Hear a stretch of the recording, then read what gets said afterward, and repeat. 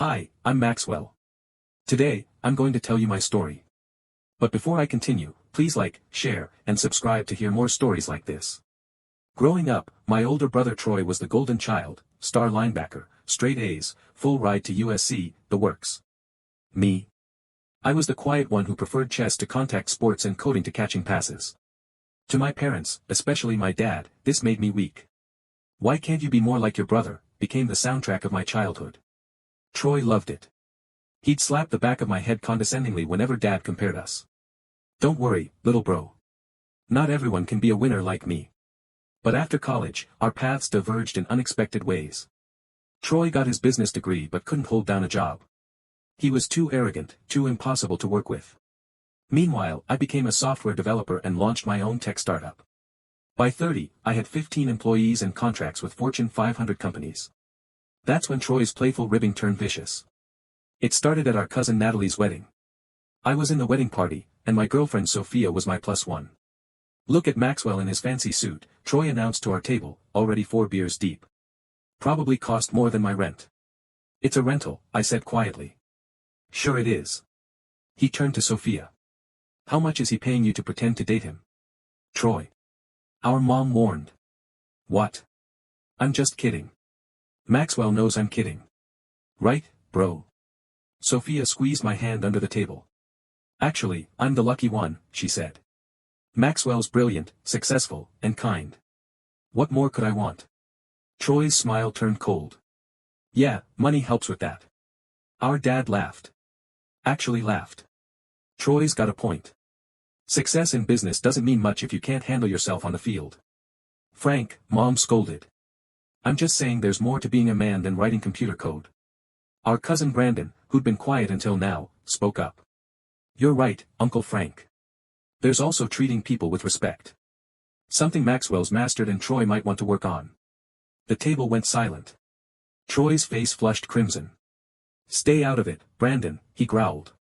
"Just calling it like I see it," Brandon shrugged. After that night, Troy's behavior escalated. He'd show up at my office unannounced, making snide comments about my cushy desk job to my employees. He'd accidentally delete files from my laptop.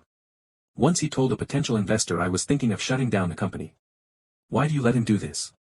Sophia asked after Troy's latest stunt, telling her parents I was secretly broke and using her for money. "He's my brother," I said weakly.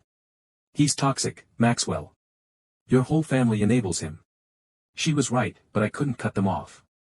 Despite everything, I kept hoping things would change. Then I made the mistake of buying a house. It wasn't extravagant, a 4-bedroom craftsman in a decent neighborhood outside Seattle. But to Troy, living in our parents' basement at 36, it was a personal insult. "Must be nice," he said during the housewarming party. "Some of us have real jobs that don't pay ridiculous amounts." "You don't have a job," Brandon pointed out. He'd become my unofficial defender at family gatherings. "I'm between opportunities," Troy snapped. "For 4 years." "Brandon, enough," my dad intervened. "Troy's just having a rough patch. Not everyone gets lucky like Maxwell." "Lucky?" I finally spoke up. "I worked 70-hour weeks to build my company. I lived on instant noodles for 3 years. How is that lucky?" "Don't be dramatic," Dad dismissed. "You typed on computers. Troy has a real degree." "That he's done nothing with," Sophia interjected. The room went dead silent. She'd broken the unspoken rule, outsiders don't criticize Troy. "Excuse me." Troy stood up, towering over Sophia. "You heard me. You're a 36-year-old man living in your parents' basement, bullying your successful brother because you're jealous. It's pathetic." "Sophia," I grabbed her arm, but she shook me off. "No, Maxwell. Someone needs to say it. Your family treats you like garbage, and you just take it." "Get your girlfriend under control," Troy said to me, his voice dangerous. "She's right though," Natalie chimed in. "We all see it, Troy. You're cruel to Maxwell because he succeeded where you failed." "I haven't failed," Troy roared. "I just haven't found the right opportunity." "Because you're too busy tearing down your brother to build yourself up," Brandon added. Troy's face was purple now. "You all think you're so much better than me. You think money makes you special." "No," I said quietly. "But kindness does. And you haven't been kind to me in years." "Kind?" He laughed bitterly. "You want kind? How's this for kind? you're soft, Maxwell. Always have been. A weak little boy playing dress-up in a man's world. That's enough, Mom finally said. Is it? You all baby him. Poor little Maxwell can't handle a little teasing. Shoving him down the stairs isn't teasing, Sophia said. Sabotaging his business meetings isn't teasing. You're abusive. Abusive? Troy stepped toward her. I'll show you abusive. I stepped between them. Don't. Or what? He shoved me. What are you going to do? Code me to death. We're leaving, I said, taking Sophia's hand. Yeah, run away like always. As we left, I heard Brandon say, you need help, man. And Mom, finally, standing up. Troy, I think you should go. The next few weeks were quiet. Too quiet. Troy wasn't returning anyone's calls, and my parents were walking on eggshells around the subject. Then came Dad's birthday dinner at the Boathouse, their favorite steakhouse in downtown Seattle. Where's Troy? I asked when we arrived. He'll be here, Dad said tersely. We had words, but he'll be here. He showed up 90 minutes late, clearly drunk. The prodigal son returns, he announced, stumbling into his chair. Oh wait, that's Maxwell. I'm just the failure. Troy, please, Mom begged. Please what? Please pretend everything's fine. Please watch everyone worship Maxwell. No one's worshiping anyone, Natalie said. She and Brandon had come for support. Really? Then why is everything about him lately? Maxwell's company, Maxwell's house, Maxwell's girlfriend. Because Maxwell actually does things, Brandon said. You just complain. Troy stood up so fast his chair fell over. Outside. Now. Troy, sit down, Dad ordered. No. I'm sick of this. Brandon wants to run his mouth. Let's settle it like men. Like men. I stood up. What does that even mean to you, Troy? He turned on me. It means not hiding behind women and cousins. It means handling your own problems. I've been handling my own problems my whole life. You're the one who can't handle yours. Big words from someone who cried when Dad made you try out for football. I was 8. And you're still that scared little boy. I walked around the table to face him. I'm not scared of you anymore, Troy. You should be. Why? Because you're bigger. Because you can push me around. That doesn't make you a man. It makes you a bully. The restaurant had gone quiet. Other diners were staring. We should go, Sophia said. Yeah, listen to your handler, Troy sneered. She's not my handler. She's the woman I'm going to marry. And you know what? You're not invited to the wedding. That did it. Troy lunged at me. Brandon tried to intervene, but Troy shoved him aside. We spilled out onto the sidewalk, Troy grabbing my collar. Take it back, he screamed. No. You're toxic, Troy. You've poisoned every family event for years. I'm done. You're done. You're done. He was shaking me now, right at the curb. I'm your brother. Then act like it. I'll show you how brothers act. He shoved me hard. I stumbled backward, my heel catching the curb. I saw the metro bus coming, saw Sophia's horrified face, heard multiple people scream. Then nothing. I woke up 4 weeks later. The first thing I saw was Sophia's tear-stained face. Oh my God, Maxwell. Oh my God. What? My throat was so dry. Don't try to talk. I'll get the doctor. The next hours were a blur, traumatic brain injury, induced coma, multiple surgeries, lucky to be alive. Troy. I finally managed to ask. Sophia's face darkened. Arrested. He's out on bail. He didn't mean. Stop. Her voice was sharp. He pushed you into traffic, Maxwell. The bus driver is traumatized. You almost died. Stop defending him. She was right. But 30 years of conditioning doesn't disappear overnight. Brandon visited the next day. Hey man, you scared us. Sorry. Don't apologize. Just focus on getting better. He paused. I should tell you, the whole thing was caught on the restaurant's security camera. About 15 witnesses saw everything. Is Troy okay? Brandon stared at me. Are you serious right now? You're worried about the guy who tried to kill you? He's my brother. No, Maxwell. I'm more your brother than he ever was. Brothers don't push each other into traffic. The truth of that hit harder than the bus had. My parents came later. Mom looked haggard.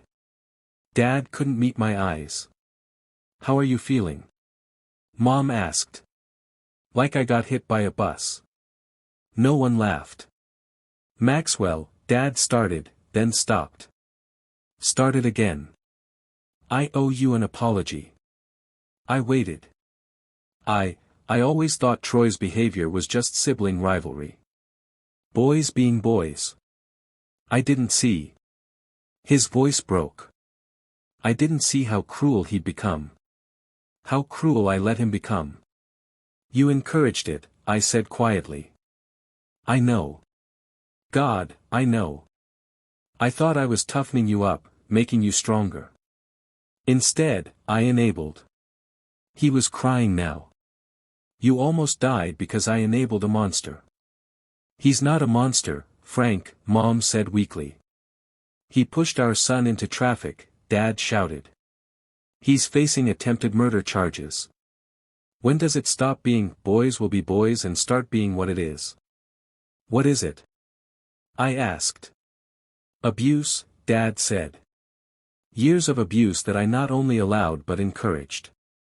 And I'm so sorry. It was the first time my father had ever apologized to me for anything.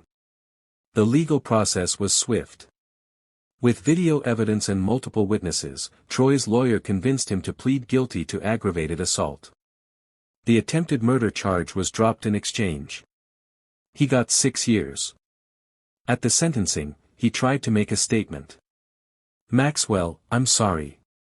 I never meant. Save it, I said. You meant to hurt me. You've always meant to hurt me. You just didn't mean to get caught. I'm your brother. No. You're someone who happened to share my DNA. Brothers don't do what you did. As they led him away, he shouted, This is your fault. You turned everyone against me. And there it was. Even facing prison, he couldn't take responsibility. The recovery was long, physical therapy, cognitive therapy, learning to trust that sidewalks were safe again.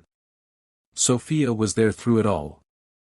I'm damaged goods now, I told her one bad day. You're a survivor, she corrected. And you're finally free of him. She was right. For the first time in my life, I didn't have to worry about Troy showing up to ruin things. I didn't have to make excuses for him or minimize his behavior. My business thrived in my absence. My employees stepped up, proving I'd built something real. Brandon became the brother I'd always wanted, checking in daily. Even Natalie, who'd been neutral for years, became fiercely protective. I should have said something sooner, she told me. We all saw it happening and just let it. It's not your fault. Maybe not. But silence was complicity. Never again. The biggest change was in my parents. Dad retired early to focus on family, which meant trying to repair 30 years of damage. He started therapy, confronting why he'd favored Troy so heavily. My father was the same, he told me during one visit. Oldest son could do no wrong. I hated it. Swore I'd be different. Then I did the exact same thing. Why? Because it was easier than admitting Troy had problems. Easier than dealing with his anger. You were quiet, Maxwell. You took it, so I let you take it. That's really messed up, Dad. I know. I'm trying to do better. He was. Slowly, painfully, he was. Mom struggled more. She visited Troy monthly, clinging to hope that prison would fix him. But each visit left her more defeated. He blames everyone but himself, she told me after one particularly bad visit. Says you poisoned us against him. Says it's all a conspiracy. Do you believe him? No. Not anymore. I watched that video, Maxwell. The look on his face when he pushed you, it was satisfaction. He was happy to hurt you. I'm sorry, Mom. For what? You're the victim here. I just wish I'd protected you. 3 years into Troy's sentence, we got news that he'd been placed in solitary after attacking another inmate who disrespected him. No one was surprised. Prison hadn't humbled him. It had concentrated his rage. I married Sophia on the 4th anniversary of waking from my coma. Beauty from ashes, she called it. Brandon was my best man. Natalie was a bridesmaid. My parents walked me down the aisle together, a gesture of the new family we were building. Troy wasn't mentioned once. It was like he'd never existed. Is that healthy? My therapist asked later. Is acknowledging toxicity healthy? I don't wish him ill. I just wish him gone. And when he gets out, then I have a restraining order and a life he's not part of. The business continued to grow. I opened a second office, then a third. Success, it turned out, was even sweeter when you didn't have someone constantly trying to tear you down. Brandon and I became genuine brothers. We had weekly dinners, took trips together, supported each other through life's ups and downs, all the things Troy and I never had. 6 years passed quicker than expected. As Troy's release date approached, the family tension returned. Mom wanted to welcome him home. Dad was torn. I was clear, Troy wasn't welcome in my life. Last I heard, he'd moved to Arizona, living with some uncle who still believed his version of events. Mom gets occasional calls. He needs money. He's between jobs. Everyone's against him. The usual. The truth is, I don't regret how things turned out. I regret that it took so long. I regret the years I spent making excuses for him, letting him dim my light because it made him feel bigger. But mostly I regret that bus driver's trauma. He visits sometimes, checking on me. The guilt in his eyes breaks my heart. It wasn't your fault, I tell him every time. I know, he says. But I still see it when I close my eyes. We both survived, all of us, in different ways. My parents survived the collapse of their delusions.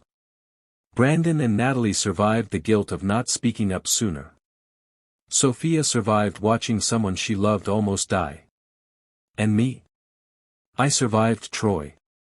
More than that, I thrived without him. My company now employs over 70 people. Sophia and I have a beautiful son who will never know the fear of a cruel sibling because we won't allow it. My relationship with my parents, while complicated, is real now, built on truth instead of denial. Sometimes I wonder what Troy's doing. If he ever got that job he was waiting for. If he ever stopped blaming everyone else. If he ever realized that pushing me into traffic was the moment he lost everything. But mostly I don't think about him at all. He's a cautionary tale, a reminder of what happens when entitlement meets enablement. A warning about the price of unchecked rage and family dysfunction. So here's my question for you, have you ever had to cut off a family member for your own safety? How did you handle the guilt and the people who said, but they're family? Because let me tell you, family isn't blood. Family is the people who build you up instead of tearing you down. And sometimes the bravest thing you can do is choose your real family over the one you were born into.